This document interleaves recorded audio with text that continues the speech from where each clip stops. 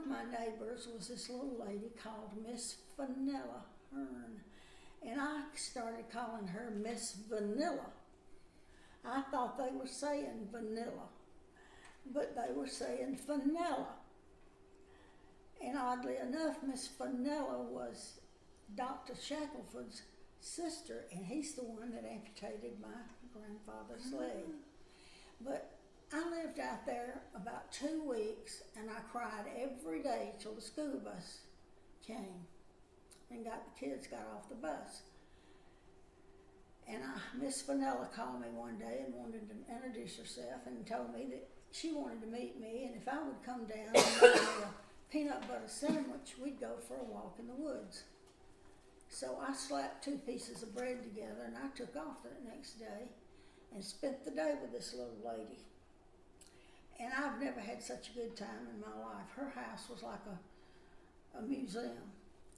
And when Woody came in from work that afternoon, I said, well, I've decided I'm going to stay. And he said, well, where were you going? I said, well, I was going to leave until I met my neighbor, Miss Vanilla, today, and I think I'm just going to stay on out here. And he said, well, I sure am glad. So I get that a lot, having been a newcomer to Chat Hills, that feeling of isolation until that first neighbor reaches out to you and makes that connection. And Susan, was that at all like for you? It was not like that for us at all. We moved in, and number one, we hadn't been in Palmetto probably 2 months. Remember when Christy and Steve, she fell out of the car on Main Street. These are your kids, right? Yeah, Christy's my daughter, and she was a little over 2, and the police come driving up into the driveway, and they said, we need you, your daughter. I couldn't find Ashley, so I yell out to the neighbor across the street, Junior and Judy Peak, and they said, oh, we'll get Ashley. So we get up there, everybody just accepted us immediately in Palmetto. We had a neighborhood cookout 2 weeks ago, and all the neighbors on Pine Street and Church Street, other than 2 houses, are original people that we moved here 40 years ago. Oh my goodness. That's very unusual too.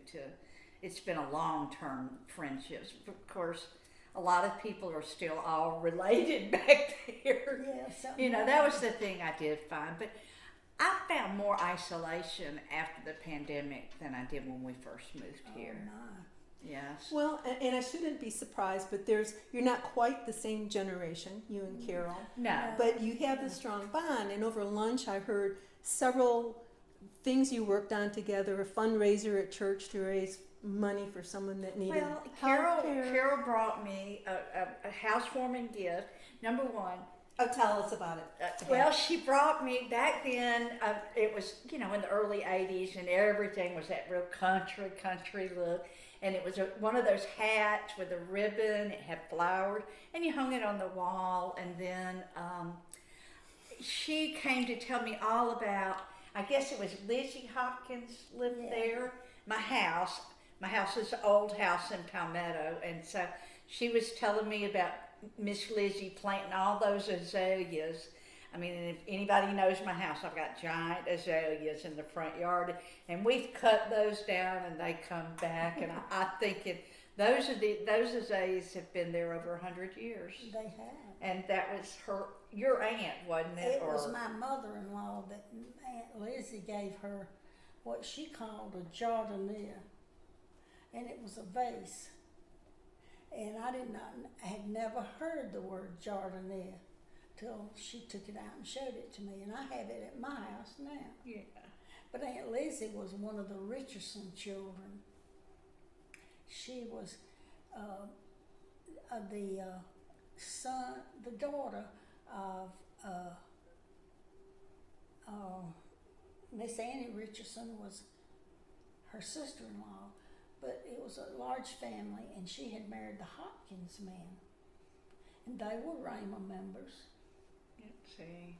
You didn't go anywhere else if you were Baptist or Methodist. You went to this church or that church. Well, there weren't a lot of choices. There's still not a lot of choices. No. But that's how I met Carole and Woody. People visited more back then. I had people over all the time. Yeah, you did. know, we had a pool, but I mean, we got into a group immediately that had young children like our children, and I was always open.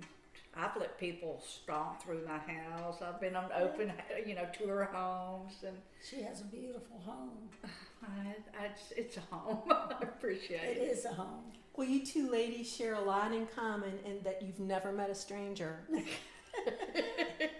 And I know how I met both of you, but for instance, Carole, somehow or another, we got interested in researching your family cemetery in the Watkins Log Cabin. Oh, yes. And we went to the property where the Watkins Log Cabin used to be and had been moved. We finally found that ancestral cemetery. 2 stories there. Remember the time we actually went to find the Watkins Log Cabin Yes. and saw that again? Yes, and I have pictures of that. And then the other time, you took me across the river on Hutchinson Ferry Road to your Lassiter family cemetery. Oh, And remember, we cleaned that yes, up. you cleaned it up and cataloged it. And you did too. You were there with a shovel and... Thanks to you, I never realized how many graves there were in there. It was 50-something graves, and a lot of them were not Lassiters. But anybody that wanted to be buried there, they'd let them.